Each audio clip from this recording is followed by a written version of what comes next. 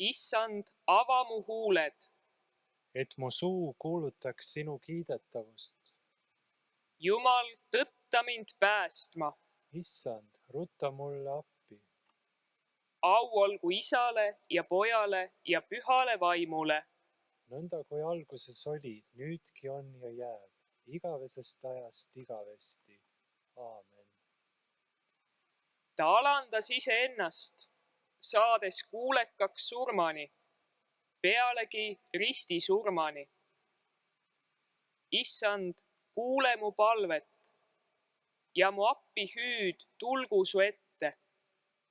Ära pane oma palet varjule minu eest, kui mul on kitsas käes. Pööra oma kõrv mu poole. Päeval, mil ma hüüan, tõtta mulle vastama. Sest mu päevad on lõppenud suitsus ja mu kondid õhkuvad nagu lee. Mu süda on kõrbenud ja kuivanud nagu rohi. Ma olen unustanud oma leivagi söömata. Mu valjust oigamisest on mu luud liha küljes kinni. Ma olen nagu kaaren kõrbes, nagu öökull varemetes. Ma olen uneta ja nagu üksik lind katusel. Iga päev teotavad mind mu vaenlased. Mu hooplejad vastased vannuvad mu nime juures. Sest ma söön tuhka nagu leiba ja tembin oma jooki nutuga. Au olgu Isale ja Pojale ja Pühale Vaimule. Nõnda kui alguses oli, nüüdki on ja jääb, igavesest ajast igavesti. Aamen. Lugemine prohvet Jeremia raamatust 18. peatükist. Issand, pane mind tähele ja kuule mu süüdistajate häält. Kas head tasutakse kurjaga? Nad on ju mulle augu kaevanud, et võtta minult elu. Tuleta meelde, kuidas ma seisin sinu ees, rääkides nende kasuks head, et pöörata nende pealt su viha. See on Jumala sõna. Tänu olgu Jumalale. Lugemine apostel Peetruse esimesest kirjast 2. peatükist. Kristus kannatas teie eest, jättes teile eeskuju, et te käiksite tema jälgedes. Tema ei teinud pattu ega leitud pettust tema suust. Ta ei sõimanud vastu, kui teda sõimati. Ta kannatas ega ähvardanud, vaid jättis kõik selle hoolde, kes mõistab kohut õiglaselt. Ta kandis ise meie patud oma ihus üles ristipuule, et meie, olles surnud pattudele, elaksime õigusele. Tema vermete varal te olete saanud terveks. See on Jumala sõna. Tänu olgu Jumalale. Lugemine Püha Matteuse evangeeliumist 26. peatükist. Kui Jeesus ja tema jüngrid olid laulnud kiituslaulu, läksid nad välja Õlimäele. Siis ütles Jeesus neile: Teie kõik taganete minust täna öösel, sest kirjutatud on: Ma löön karjast ja karjalambad pillutatakse laiali. Kuid pärast oma ülesäratamist lähen ma teie eele Galileasse. Aga Peetrus kostis: Kui ka kõik taganevad sinust, ei tagane mina eluilmaski.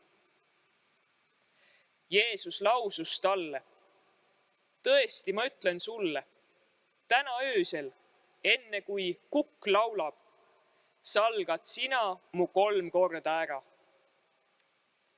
Peetrus ütles talle: kui ma ka peaksin koos sinuga surema, mina ei salga sind mitte. Samamoodi ütlesid ka kõik teised jüngrid. Siis Jeesus tuli koos nendega paika, mida hüütakse Getsemanniks, ja ütles jüngritele: istuge siin, kuni ma lähen ja palvetan seal. Ja ta võttis enesega kaasa Peetruse ja 2 Zebedeuse poega ning muutus kurvaks ja tundis ahastust. Siis ta ütles neile: mu hing on väga kurb surmani. Jääge siia ja valvake koos minuga. Ja ta läks pisut eemale, langes silmili maha ja palvetas: minu isa, kui see on võimalik, siis möödugu see karikas minust. Ometi ärgu sündigu nõnda, nagu mina tahan, vaid nii, nagu sina. Ja Jeesus tuli jüngrite juurde ja leidis nad magamast ning ütles Peetrusele: niisiis te ei jaksanud ühtainustki tundi koos minuga valvata. Valvake ja palvetage, et ei satuks kiusatusse. Vaim on küll valmis, aga liha on nõder. Ta läks teist korda ära ja palvetas: minu isa, kui see ei saa mööda minna nii, et ma sellest ei joo, siis sündigu sinu tahtmine. Ja kui ta tagasi tuli, leidis ta jüngrid taas magamast, sest nende silmad olid rasked unest.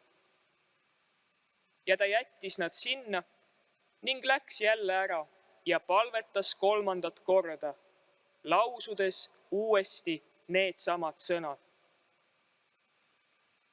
Siis Jeesus tuli jüngrite juurde ja ütles neile: teie aina magate ja puhkate. Vaata, tund on lähedal ja inimese poeg antakse patuste kätte. Tõuske üles, läki, ennäe, mu äraandja on lähedal. Ja kui Jeesus alles rääkis, ennäe, tuli Juudas, üks neist 12, ja temaga oli kaasas suur rahvahulk mõõkade ja nuiadega, saadetud ülempreestrite ja rahvavanemate poolt. Aga tema äraandja oli andnud neile tähise. See, kellele ma suud annan, ongi tema. Tema võtke kinni. Ja otsekohe astus Juudas Jeesuse juurde ja ütles: tere, rabi, ning andis talle suud.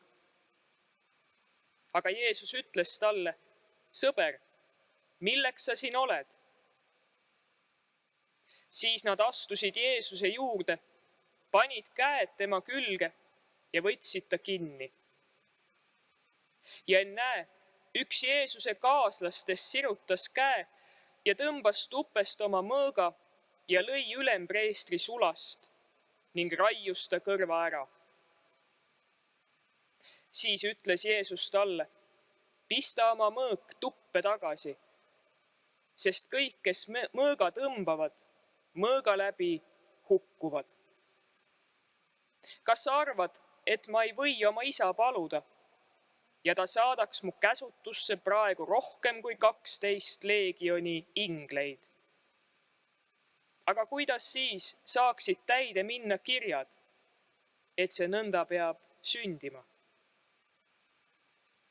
Sel tunnil ütles Jeesus rahva hulgale: kas te olete nagu teeröövlid kallale tulnud mõõkade ja nuiadega mind kinni võtma?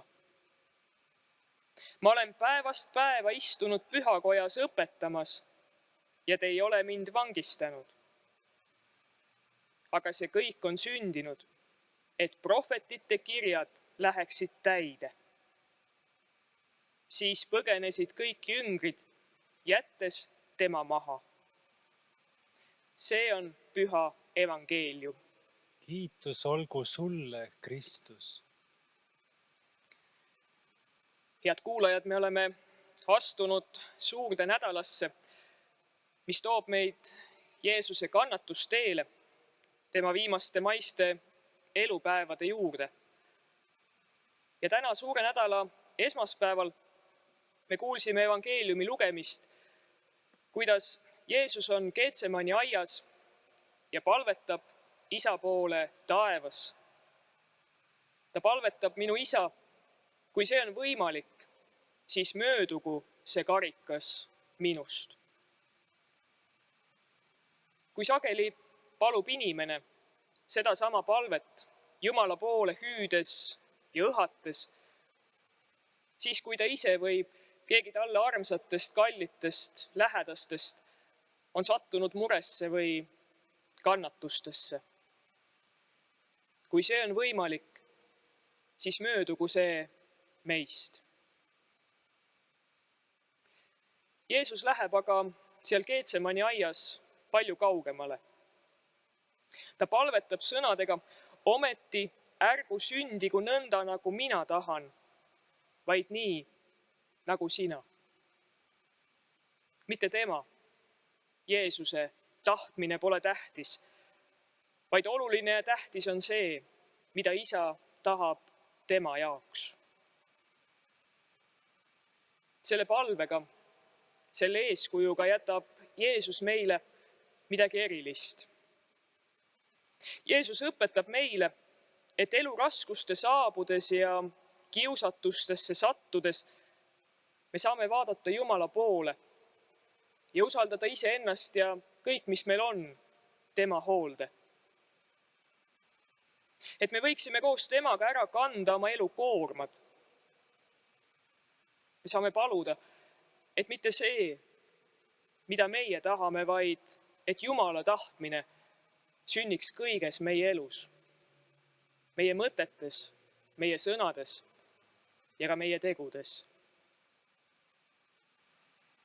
Nõnda julgustab Jeesus meid Getsemani aias palvetades, et meiegi ei väsiks, ei tüdiks, ei murduks tänase päeva elukoorma all, vaid et meie sügav ja südamlik osadus Jumalaga saaks teoks siira usu ja palvemeele kaudu. Julgustagu see Jeesuse palve: Issand, sündigu sinu tahtmine ka meid alanud suure nädala igal päeval. Aga julgustagu see meid ka viimselt igal meie elupäeval vaatama meid Issanda poole, usaldama tema hoolde iseennast ja kõik, mis meil on, meie tänase kui ka homse päeva. Palvetame. Kõige väeline halastaja Jumal, me palume sind, vaata oma armuga oma rahva peale, kelle pärast sinu armas poeg Jeesus on ennast patuste kätte andnud ja kes häbistavat ristisurma kannatas. Issand, anna meile oma armu, et me oleksime sinu poja eeskujul kannatlikud oma elu murede keskel, oma elu koormaid kandes, et me sind igal ajal võiksime austada ja kiita. Seda me palume Jeesuse Kristuse, sinu poja, meie Issanda läbi. Aamen.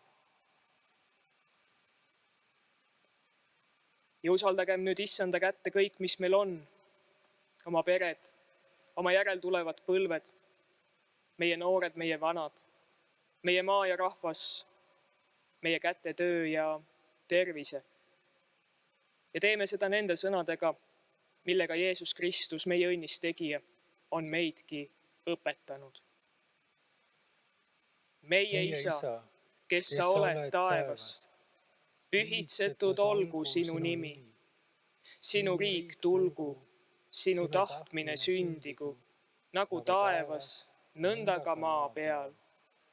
meie igapäevast leiba anna meile täna päev ja anna meile andeks meie võlad, nagu meiegi andeks anname oma võlglastele. Ja ära saada meid kiusatusse, vaid päästa meid ära kurjast, sest sinu päralt on riik ja vägi ja au igavesti. Aamen. Ülistagem Issandat. tänu olgu Jumalale. Issand, õnnistagu meid, hoidku meid kõigest kurjast ja juhtigu igavesse ellu. Aamen.